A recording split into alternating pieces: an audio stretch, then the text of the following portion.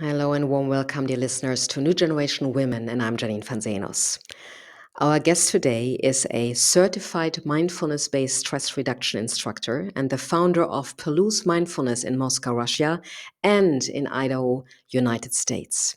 He is still very active, yet our guest is a retired psychotherapist with specialties in anxiety and stress.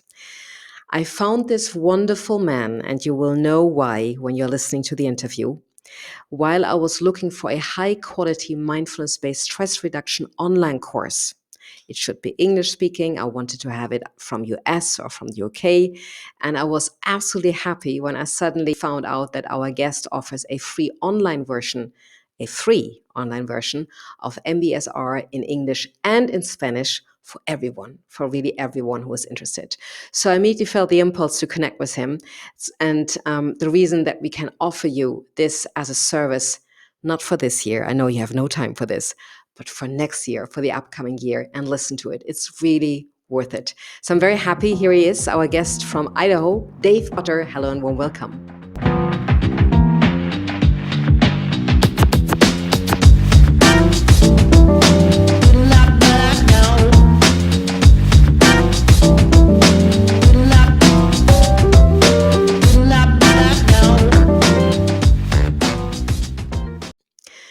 For those, Dave, who do not know what mindfulness-based stress reduction is about, in short, how would you describe the approach?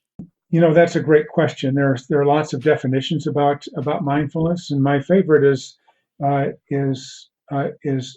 you describe what is mindfulness. I take something that Diana Winston of UCLA uses, and she says it's mindfulness is paying attention to present moment experience you're having now, with open curiosity and a willingness to be with what is, with what's happening right now. And that's and the definition alone doesn't give you really the full sense of what mindfulness is. It's about practice. It takes if you do the course that's on the website or any mindfulness-based stress reduction course, a key part of the course is about the meditative practices, body scans and sitting meditations and other kinds of meditations, but all about shifting the way you pay attention to your own experience, because we have some habitual ways of doing that, and there are times when we're more mindful than others, and this is a way to pay attention to present moment experience in a particular way. So that's sometimes when things get really tense and stressful, we slip into habitual ways of dealing with it, thinking critical thoughts or catastrophic kinds of thinking about what could go wrong or what is going wrong. And mindfulness is about paying attention to what actually is going on, which includes that, but also can include where you are. I'm sitting now in my office, and I can look around and see photographs on the walls, and I see your picture to remind me who I'm talking to, since I can't That's see true, you yes. as a video or anything. So that helps ground me to how things are actually right now. Before we go into more examples, usually you said it already, we have our coping mechanisms. So in stress situations, we deal a certain way. Either we overthink or we try to fix anything. We analyze. We somehow want to get into control because the stressful situation is so painful.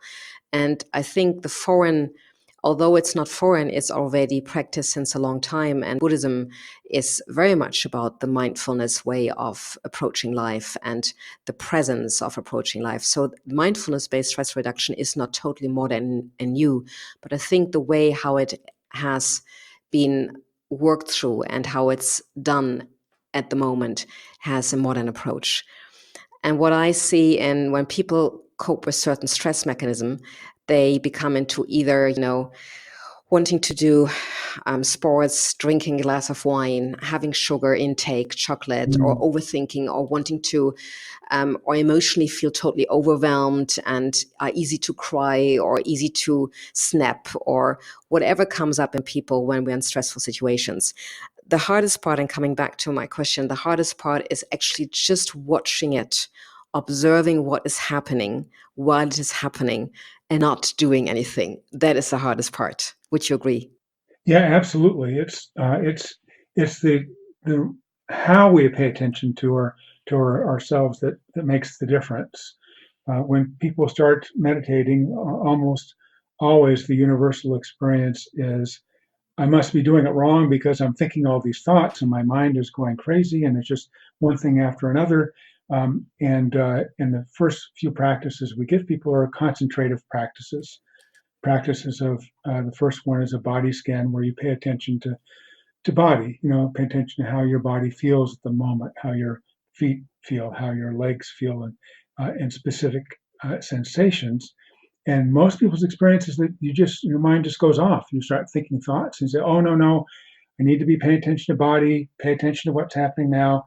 And that moment where you catch yourself lost in a thought, thinking about the future or worrying about something that's happened in the past, um, it's at that moment, typically what we do is we criticize ourselves and say, nope, don't want to be doing that. I need to be focusing on what I'm focusing on.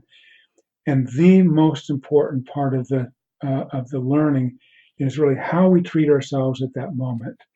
So if you're focusing on breath, or you're doing a body scan, focusing on body sensation, and you catch yourself, your mind going off, wandering, as it does for all of us, even experienced meditators, where you're thinking a series of thoughts about the future or the past.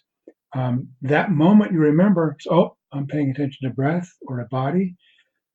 That's actually a moment that's cause for celebration because now you're aware again.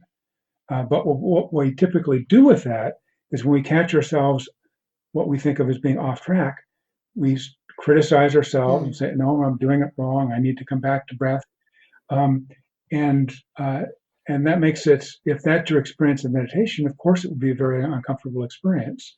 And for many people, that's how it is, and they just stop there because they never feel like they get to the point where it's just peaceful and calm, and they can just be in that state sort of continually.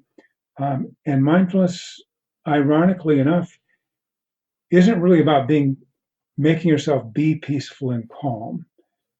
That's a side effect of having a mindful approach. Um, but more basic than that is what you do when you catch yourself in a state that you don't think you want to be in, like your mind is wandering or something's gone a little bit wrong. Um, and if that moment it's Mm. self-criticism, oh no, I shouldn't be feeling this way, it just Okay, let compounds it, me, makes it because I think worse. this is extremely important. So, what you also said beautifully, it's about how you treat yourself in that moment. And let's just Yeah, go into an yeah. example. You have to make a decision, and you have to make a really important decision like today or within the next hour, and you feel extremely stressed because you have to make it. Mm, And maybe you have heard about intuition, and listen to your heart or listen to your intuition, but there's absolutely no time, and your head is packed with information, yeah, and you need to make this decision. So usually I would get extremely stressed, and I try to think. I try to analyze. I try to find answers. I yeah. try to go into and rely on my intellect. When you say, okay, that would be a good time when you come to a short body scan just for yourself, feeling your feet and feeling your legs and then your hands and your arms and breathing with it. Is this something, what does it do? Does it allow a higher wisdom to take over, or does it allow to calm our mind so that we can think clearly again? What does it do at that moment? It creates a space that wasn't there before.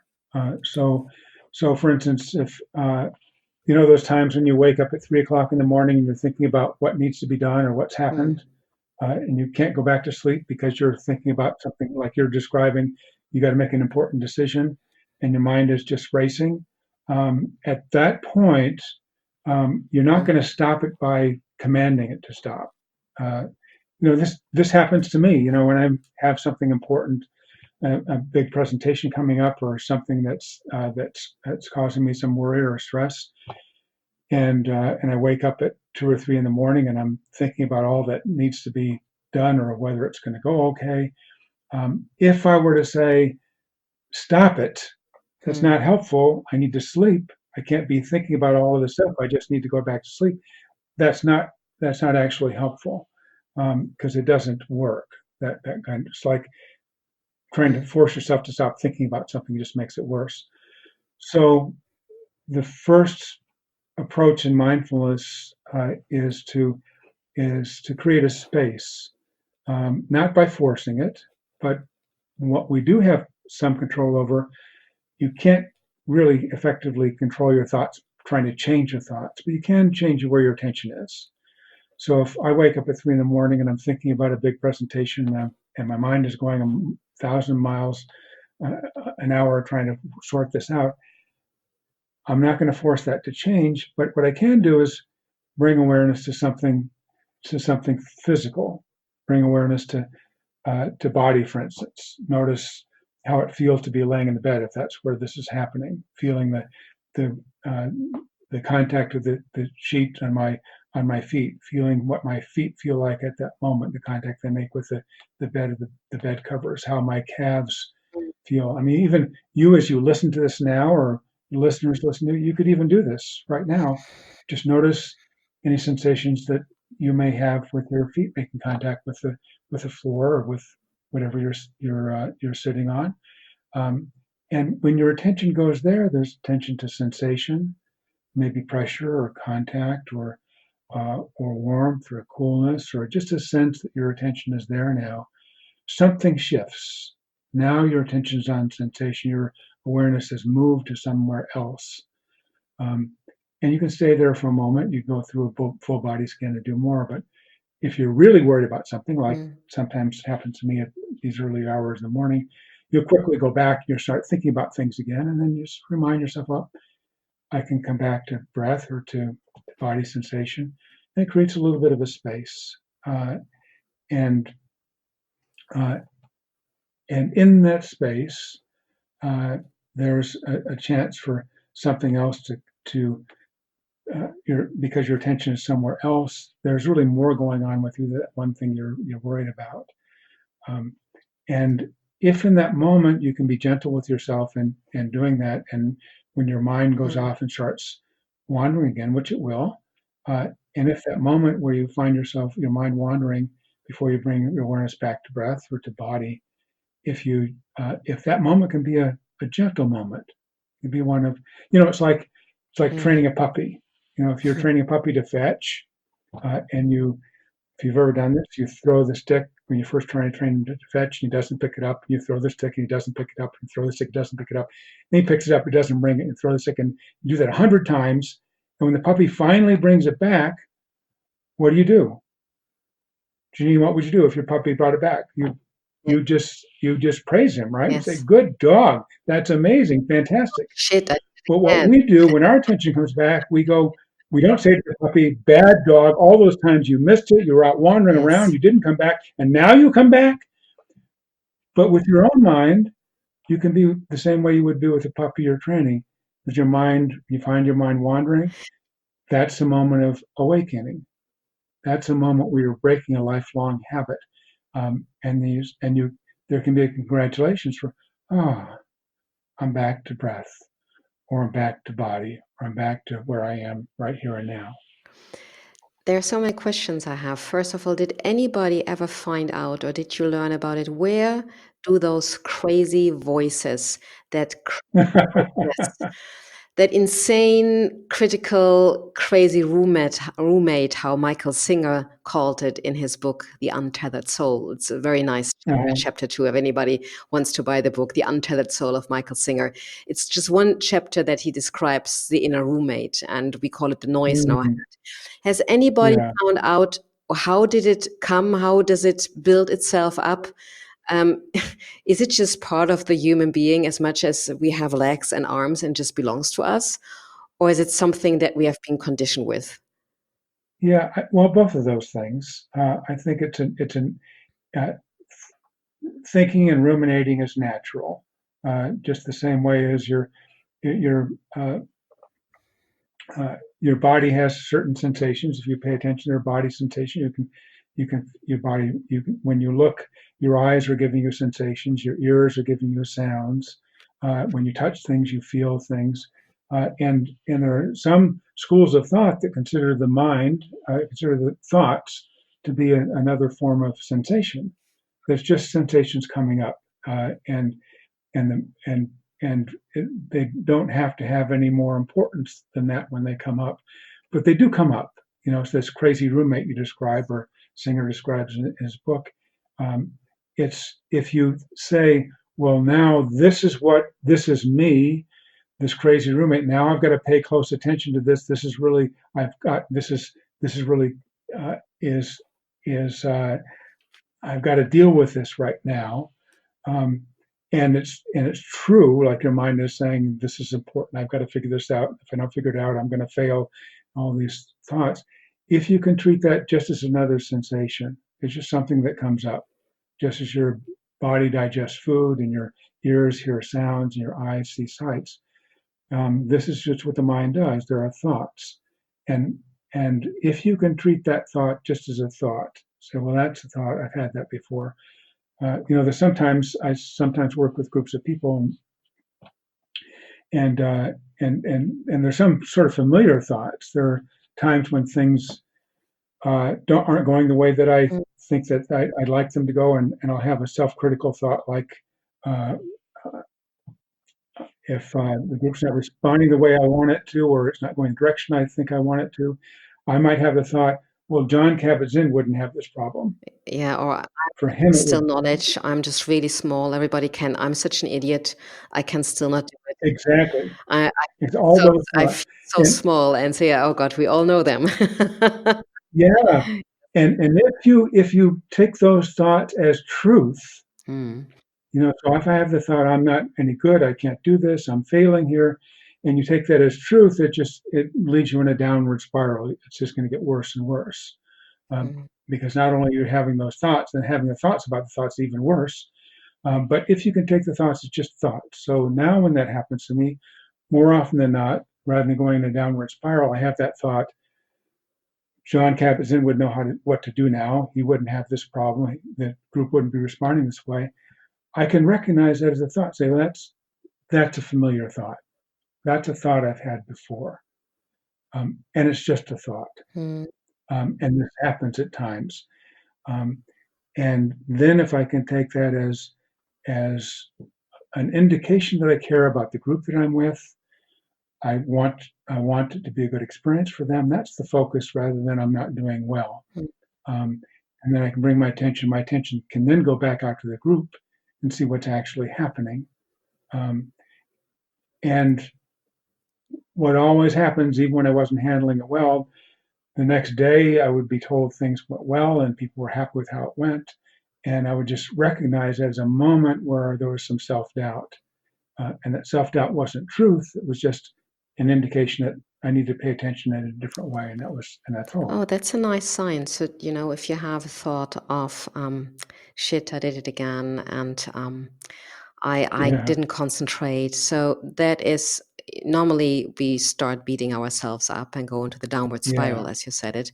What you're recommending is this is a sign to pay attention, not more, not less. It's just a sign to pay attention. How did Yeah. thoughts become so strong, so domineering? Of course, we're in a society where we value thinking as, so it just starts now with the yoga practices and mindfulness. It starts Mm, now to turn, but still there is a high dominance on thinking. And if you're a big thinker, if you have done a lot of have a lot of academic background, you get paid really high. Your achievements are really high. sure. So is that the downside from the how can I say that the over focus on thinking, that it comes also with a price, and the price is that thoughts became so real, so strong, that also in our self-talk, negative self-talk, they have the same kind of strength as knowing academically something beautiful. Yeah. It becomes our only way of dealing with Hmm. things. Thinking is a wonderful tool. I mean, thinking gives us indoor plumbing, and it gives us roofs over our heads, and it gives us electricity. And all of science comes from thinking processes, and we need thinking, but we don't need to be thinking 100% of the time, and we don't need to be self-critical of ourselves in the process. And that instant of recognition, when I'm standing up in front of a group and I recognize things aren't going the way I want them to go, that moment of recognition that things aren't going the way I'd like them to go, that's not a bad thing. Mm. That's a recognition of something that may be happening. Uh, the trick is to keep it from escalating to, and I'm not really good at this, and I can't do this, and now by thinking about this, it's going to be worse, and they're not going to think, well, it doesn't go anywhere useful. Mm. But that moment of recognition of how things are, that's helpful. And at that moment, I can know that it may be helpful to pay attention to what's actually going on out there, or maybe even better would be to take a breath, to take a moment, like I could actually do right now, Mm. and just feel my own breath, just for one cycle. Yeah.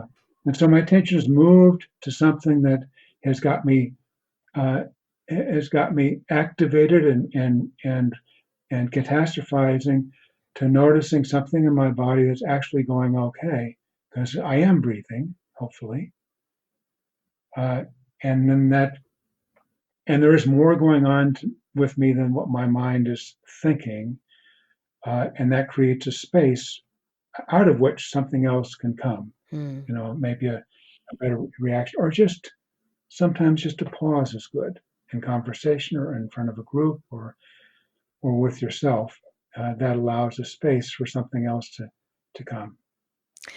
I'm so into what you say. I forgot my question totally. I wrote down, but I was so Mm, much listening and enjoying the stillness between the lines. I literally forgot my questions. mm, So I have to go back to them, or would love to go back to them. When we, I mean, the yes, let's go with an example that I had last year, and that's when I okay. decided to also take a course on mindfulness-based stress reduction. And I Mm, was very stressed. I had tons of things in my mind to do. And then when you have already a very full schedule, when then things are coming on your plate that are, that are not the most finances or greedy, needy stuff, or a neighbor who wants something that because he's not the nicest neighbor, that is absolutely unimportant for yeah. you. And then you have to do it, or your landlord wants something and that's really time consuming and you just cannot take it right now to do that. And that Mm, was already on my plate. And then I went to my tax expert. Now, that's also not but she's sweet, so I made it a highlight to see her, not to be dragged along to her, to like, oh, now I have to talk about mm, this again. And she yeah. asked me something to do that was just really the tip of the iceberg. I don't know if I screamed, but I was extremely loud in my Mm, response. And I was very yeah. shocked. So I went and left her. I was very shocked about my reaction. And I'm a coach, so I should know. And I thought, Janine, this has to stop. This has to absolutely stop. Mm, You're so overloaded and you're so stressed. This is not how you want to live, continue to live. And, there are moments when there are longer passages of silence and quietness, but those moments still appeared. And then I was taking that intent or making that intention, and I could see myself that I would go back to old habits, listen to WhatsApp messages while driving the car, which is of course not the best thing. Then I would pull and push myself, stop to listen to WhatsApp message in the car, don't do anything, just mm, breathe. No music, just breathe. Allow yourself to enjoy the yeah. time when you're in front of the lights and it's red until it's green again. Is that your dog? Oh, that was my chair. Sorry. It sounded like a dog. Sweet. Well, anyway, and I could see it was so hard to sit in the car, no music, no WhatsApp messages, no audible, just breathing. And I really, it was almost getting against me. So what you're Yeah. saying, and in the ease, of course, you are a master of it and a teacher of it. But at the beginning, it feels like you are taming a wild animal. It's like everything seems to go Yes. against what you want. It gets worse. You feel like yes. So you Yeah. have other experiences. I can hear.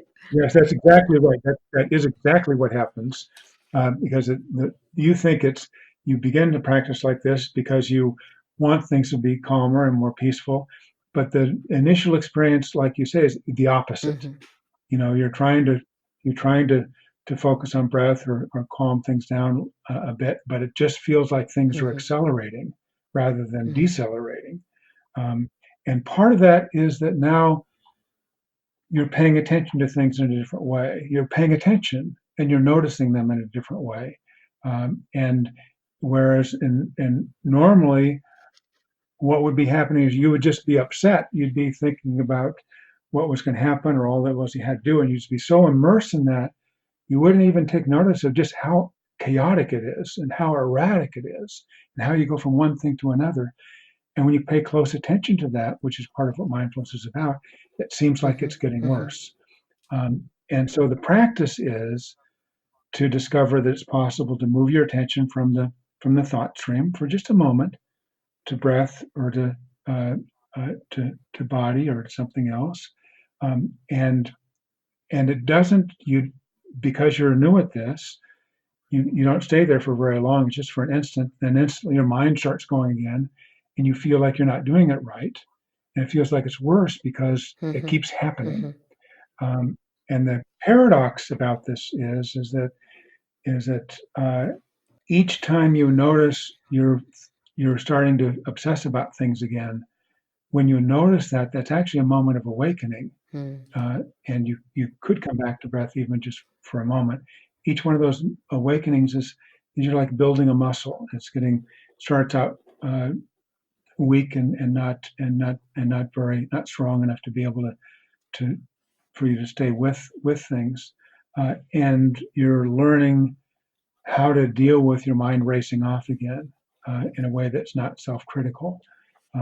But this is the typical experience. At first, often it feels like it's not getting better, it's getting worse. Important that you say that. Sorry for interrupting you, Dave. Yeah. I have two other examples, and one is a dear friend of mine. He is such a sunshine, and he has heart problems. So he's very easily stressed. And I always say to him, please do something, meditate. I mean, you're in your 50s and Yeah. your heart is aching. You're sensitive, and then you're very easily stressed. So I almost worry about you if you're not watching it. And he said, I cannot meditate. If I meditate, my heart is beating in my neck or in my my throat, and it almost feels as if it's jumping out of my mouth. So he didn't meditate because he said it got so worse I could not go with it. And I said to him, please do so, because I'm absolutely sure that once you have reached the peak, it lets itself go. What do you say, or what did you also say to your clients when you were a psychotherapist, or now when you work with your group? There must be people who experience something similar, especially men. Yeah, I guess there needs to be a little bit of trust that by staying with it, that in time it will get better. And part of that is from confidence, knowing other people that have done that. And just the knowing that that it's typical that things feel like they're not getting better in the beginning is helpful to know. If you there's with the web course, there's an option to join an online group, and it's interesting in the course. I always there's point all the way through the course. It's expected that things will be difficult in the beginning. You'll find yourself being self-critical in the beginning. Don't worry if your mind races off and races off and races off and races off again. It's normal. But saying that's not quite enough. When they hear it from other people in the online groups, say, "Oh, you're having that problem too. It's not just me." Then they realize it's not just the instructor trying to push them through something or kind of get them through a problem that they have uniquely themselves. Everybody has this when they first begin. It just takes it's good to know. I think like with everything, everything, first when you go and start jogging, the first few days are horrible. I mean, just horrible. Or if you are going on a diet and you cut out sugar or at least have 50%, it's horrible.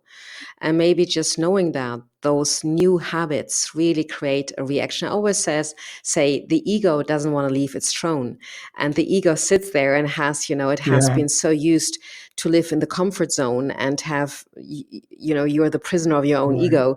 So then suddenly when you say to the ego, I really don't want to listen to your thoughts anymore, I question them, of course it doesn't want to give up right away. And yes, that's how I deal with it or see it. Nevertheless, I really have to watch the obsession of thought. When something comes up, or I say to myself, okay, Janine, let it go. You know it already. You know already your intention. Let the negative thought around it go, because there's also a positive thought with it. Yeah. And the negative thought Yeah. came I like, back as I, a, I like, just closing that. Sorry, Dave. Came back as an obsession. It would become louder and right. louder and louder. And there was a time I remember that I said, okay, allow it to happen. Because at one moment, it lets itself go. And that was really helping me. It's Uh-huh. not because I cannot let go willfully. And as you said, you cannot force it, you cannot push it. That makes the resistance harder. But after a while, this obsession will go. And you keep gently, and that's, I think, really the new way. You gently keep focusing on the breath, on the body, on the new thought that you would like to have. Right. And you know that the old thought still fights for its life. And it's true, it fights for its survival, because it will not survive after a while. So if we know that poor thought, it's just fighting for survival, and then it melts. Yeah, and then it just melts and goes. That's how I could. Yeah. And how you treat that thought is really Okay. important. So if the attitude towards the thought is, I don't Yeah. want to listen to your thoughts, and I'm going to push this away, and you're not helpful, of course it's Yes. going to push back. It's just like if you and I were sitting together and you put your hand up and I push my hand Yes. against yours, you're Yes. going to push back, even without me telling you that's what you should do.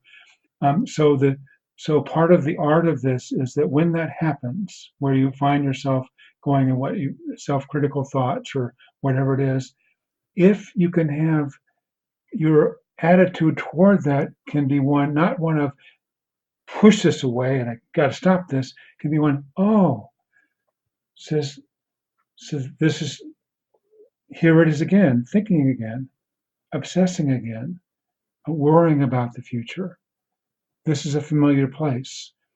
Instead of kind of slapping it away, you're acknowledging it in a way, as you said very nicely, it's allowing Yeah. it to happen. Saying when that thought is happening, you're not pushing away. There's a moment, just a moment, where you say, that's what the thought S- is now. There's a self-critical thought, allowing it to happen, not not feeding it, not mm. fueling it, not keeping it going, but allowing it that it has happened, and then gently but firmly bringing attention to breath or to something else that's in your surroundings is more calming, but not pushing it away. And as you say, if you don't push it away, it will stop. It Yeah, itself will stop absolutely. And pushing. so and I like this, the way how you treat your thought, that's crucial. So you don't fight it, you Yeah, don't push it away. Otherwise it finds its way back, and it's a constant fight inside you. And we know this inner conflict, these constant fights that we have inside of us. But allowing it to happen and to be there yeah, is a way of real transformation from within. And what you do, I know, I don't remember them exactly, but I do know that from psychotherapy, there are some tools that you a relationship, I wouldn't say, but that you embrace those thoughts or build a kind of more personal relationship. What yeah, you are saying is have a more neutral, allowing attitude, an attitude of curiosity, of observation, and saying yes to it, yeah, while then giving it this, not giving it all the energy, but saying yes, you are there, and then going back to another thought, or right, going back to your breath or to your body. um, some people would yeah, build a relationship, and I know some wonderful, she's a wonderful artist, and she always draws those thoughts and as voices, and then you see it's mm, like a children's mhm, book, and then you see the thinker and or the thought and the one who thinks the thought yeah, embracing each other after a while, which is, I think, also one of the more emotional female approaches. Is this really helpful to mhm. build a relationship, like an emotional relationship with a thought? Oh, poor thought, I understand you. Or is it better to have a more neutral approach to it and not be so emotional to it? Because I know a few women who are very emotional dealing with Yeah, them. I would, I, if it was a choice between being neutral and being warm toward it, I would say being Hmm. warm toward it. Not, not in the sense it's like if you have a child who's comes up and is really worried about something uh, and is just starting to talk about what something that happened at school that day or whatever, and going on and on and on and on. You don't say just Hmm. stop it, Hmm. stop doing that. It's not helpful. You'd say, well, you'd say, well, tell me Hmm. what happened. I can see this is really difficult. Tell me what happened. And then the soothing, the way in which you approach that is going to be important. It isn't strictly neutral.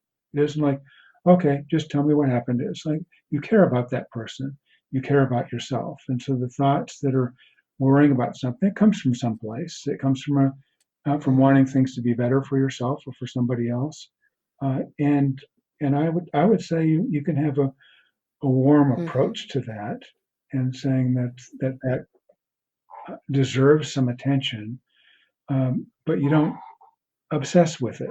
You don't Hmm. amplify it, and you give it a kind of a soft place to land, and you don't try to stop it cold. It just said, oh, I recognize that. I see this is difficult for me right now. Or this is going on, and without pushing it away, just gently but firmly, you come back to some place that's more neutral and more natural, and with to breath or to body sensation or to your surroundings. Um, and then if the thought comes up again, the worry comes up again, you acknowledge that, and then come back to breath if that's what your practice is. So I would say it is kind of a more warm than it is Yeah, it's neutral. wonderfully said also how you worded it, that you give it a soft place to land. Yeah, Um, I don't think that I got that yeah. far. I was very funny when I started doing the talk shows again, but this time, on my own in different frame.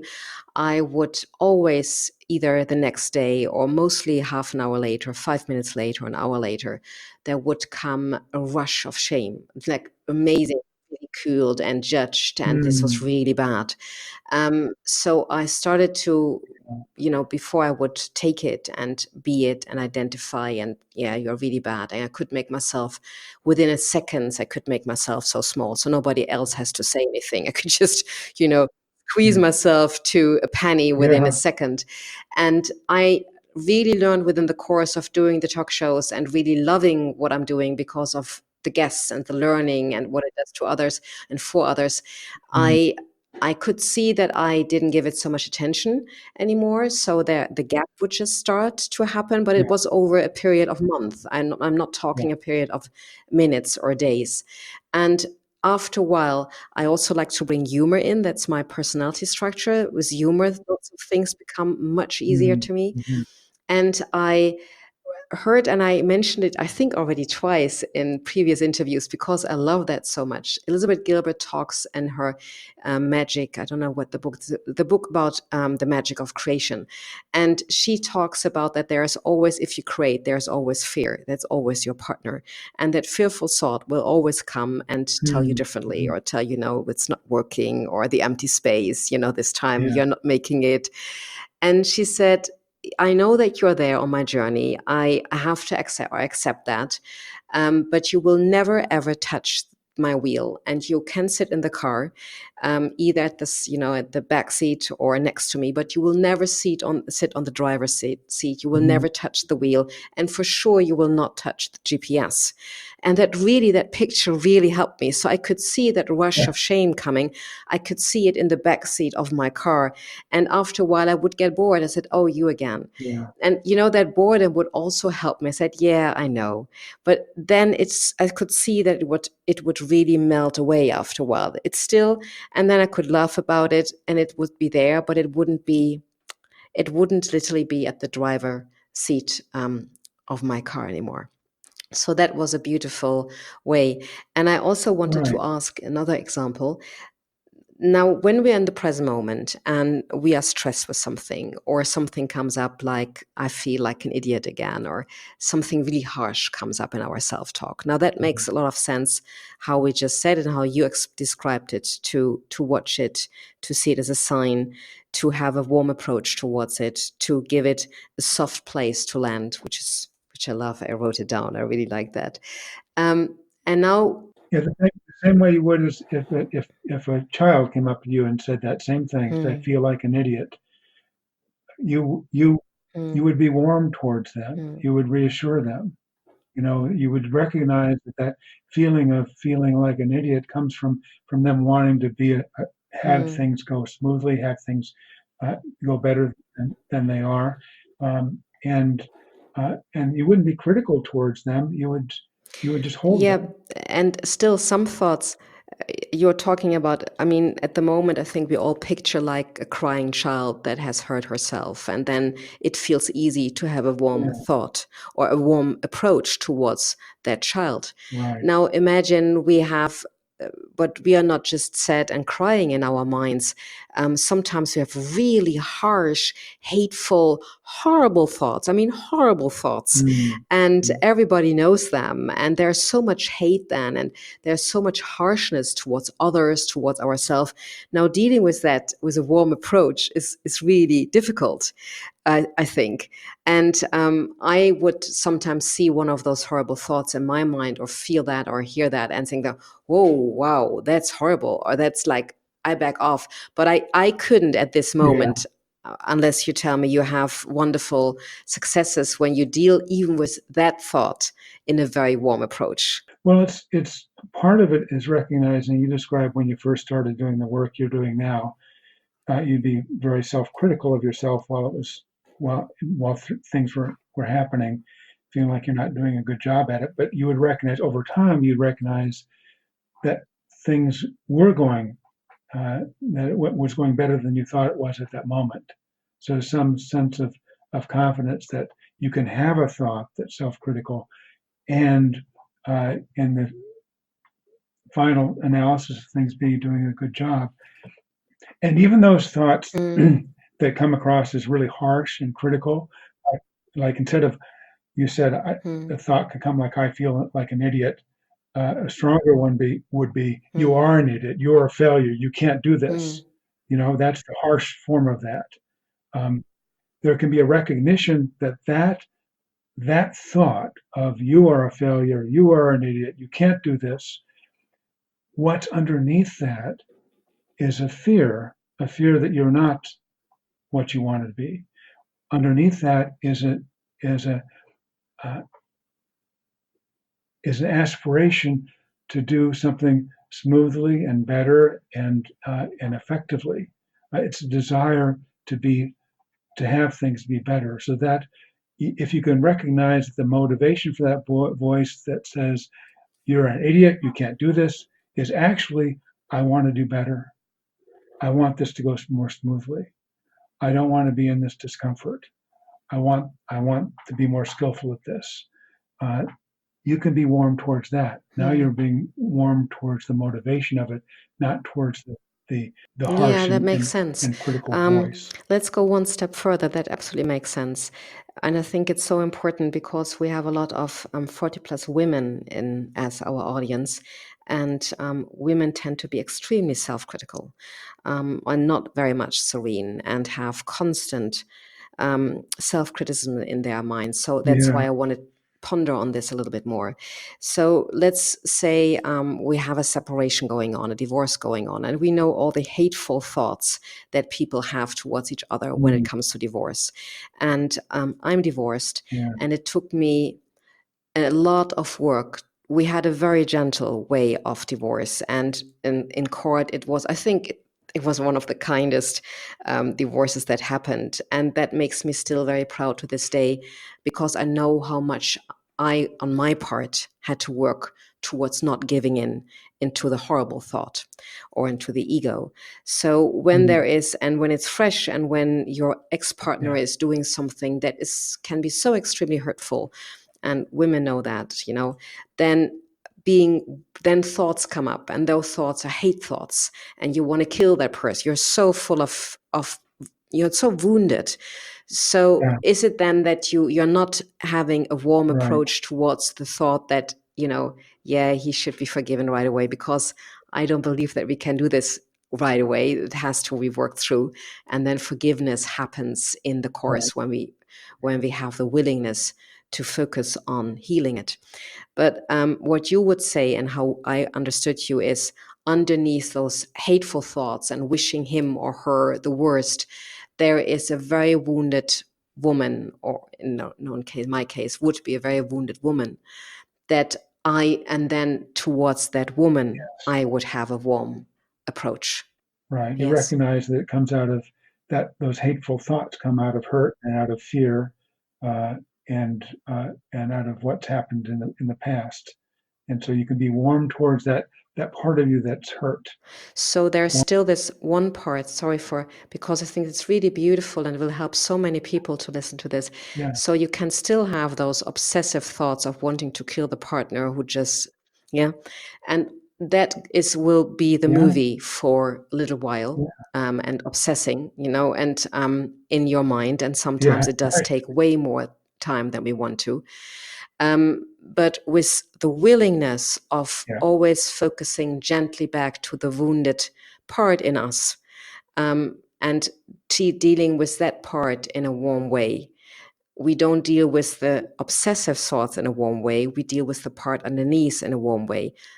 That's how the obsessive thought will finally let right. themselves go or melt away. Is that right? Correct me if I'm making a fool out of myself here. Yeah, and it doesn't, it makes perfect sense. I mean, and it doesn't happen immediately. Forgiveness doesn't happen. Uh, and there's such a Yes. thing as premature forgiveness. You know, something is somebody's has harmed you or somebody you care about, and you think to yourself, well, I need to be loving and I need to be get beyond this, so I'm going to Yes. forgive that person. But you may not be ready for that yet because you haven't processed the hurt, you haven't processed the pain that you've experienced and the grief of the loss of whatever it was you had before. Um, and so it's important not to cut that off at the moment that it happens. So if you find yourself with those hateful thoughts, well, I want to kill this person and I wish he was Mm, dead, and you just recognize that those thoughts are there. You don't just force them away, but you recognize mm, that those thoughts come from a place of hurt. They come from a place of having been harmed or seeing somebody who's been harmed, um, and and holding that experience in a certain way. Um, and and it won't come immediately where you can forgive that person. Maybe you would mm, never forgive the person in the sense that you condone what they've done, and that wouldn't be that's not forgiveness. Um, and I just I know in Europe you don't mhm, your mhm, kids probably didn't watch Mr. Rogers, but there's Mr. Rogers was movies about him recently, and there's one line he says in this, and it's mhm, he was talking to children about forgiveness, and he says this. He says, "Do you know what forgiveness means?" He says, "It's a decision we make to release a person from the mm, feelings of anger we have against them. The decision we make to mm. release a person from the Yes. feelings of anger we Yes. have against them We give, doesn't mean and that to what they move did on. is We okay." forgive. Yes. And to really release of yourself from the feelings of anger, but you can't do it too quickly.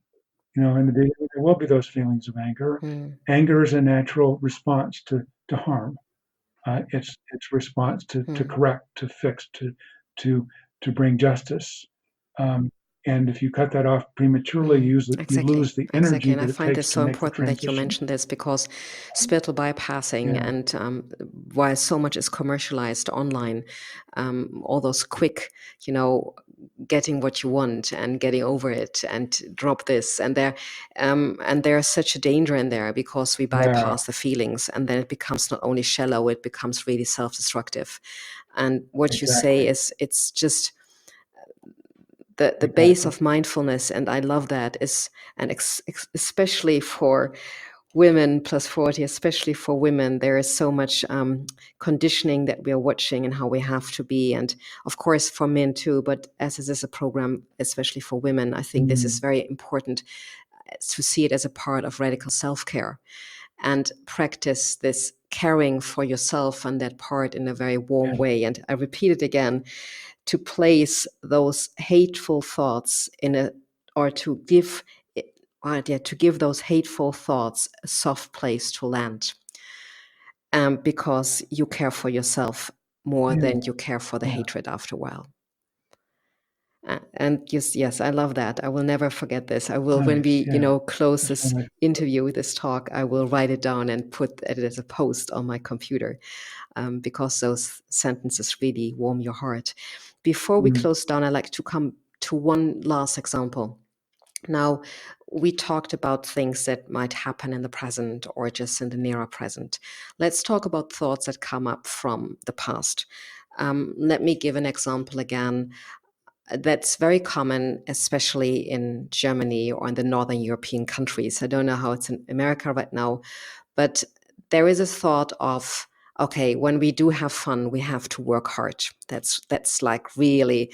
I just had a group of a oh, team I was coaching in the Netherlands, and we talked about how they want to create their workplace, and everybody wanted to have it fun, basically, but everybody needed to have the justification of, oh, but we will work hard. It's not as if fun is not bringing any results, so we make sure that we work hard for it. And in my mind was always a split thinking of, one part is, I love what I'm doing. I'm absolutely enjoying what I'm doing, but that doesn't pay my bills enough. So I always have to do something that will pay my bills. So always when somebody would ask me, how would you want to focus on? How would you like to market this? What is your dream? Or I always would go into that split thinking. Okay, and here again, and I would get after a while, I would get more and more depressed, because I would always think out of experience, because everybody says this, and I would see the continuous world on and on again. I would always see again, you have to be, yes, you have to consider that you have to pay your bills. So do this because it pays your bills and it's needed. It's a niche. You're good at that. If you're good at mm, something, doesn't mean that you absolutely love it and like it always. And I, after a while, thought, wow, Janine, you have a really split mind here. That might not be true. You have experienced over the last 15 years, and now I come down to the question, experience over the last 15 years, because of rethinking it in a loop, that yes, there is joy and there is love, but what pays the bills is not necessarily that.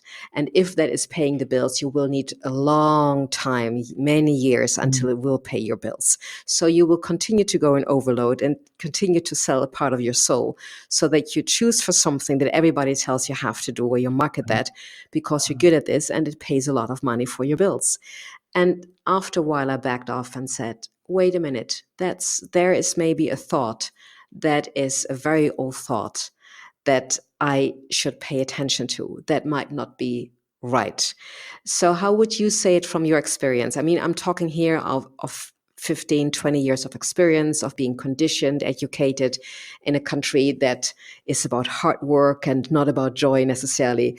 Um, and of course, after a while, there's building a mindset around work. You need to work hard. It needs to be this and this in order to pay your taxes, in order to pay your pension.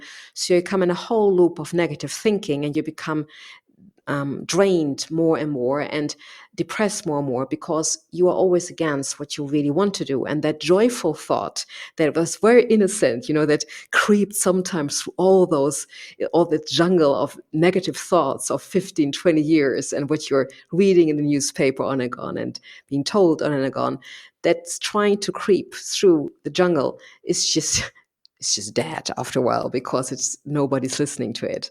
So that pure innocence of that joyful thought, that goes away. And I really made sure that I would get very stubborn in a way of radical self-care and say, I'm going to stubbornly follow my bliss and my joy, and I question that this will not pay my bills.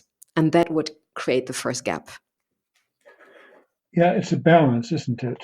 I years ago I was in the Yes, I computer saw industry. that. I had Yes. a software company and engineers that worked for me, uh, and, and there was, and especially in those days, this was in the when was this, like 20 years ago, in startup computer companies. There's a sense of work nights, work weekends, get it done.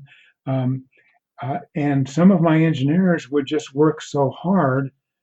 They'd push themselves hard, and they loved the work. They did like the work, but they'd push so Yes. hard that they became ineffective after a while. There's no room. They didn't take time off the weekends to play. They didn't have space in their lives.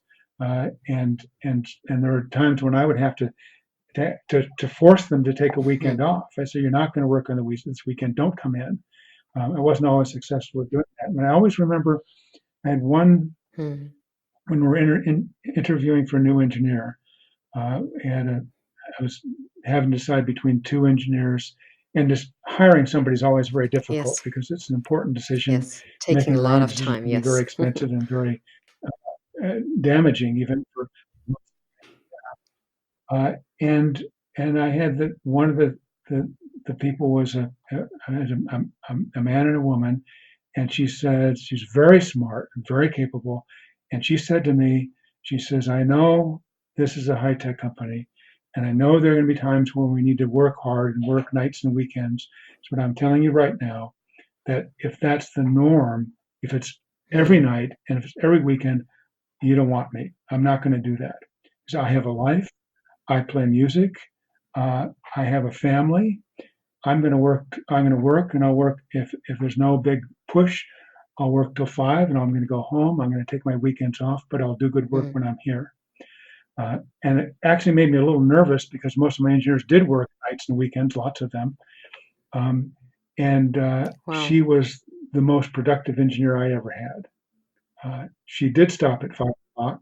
She did not come in on the weekends unless we had a big push, and we were all sensitive about when those times were. But when she was there, she was extremely productive. And some of my other engineers would be working till 11 o'clock at night and Saturdays and Sundays. And after a while, they're not very productive. So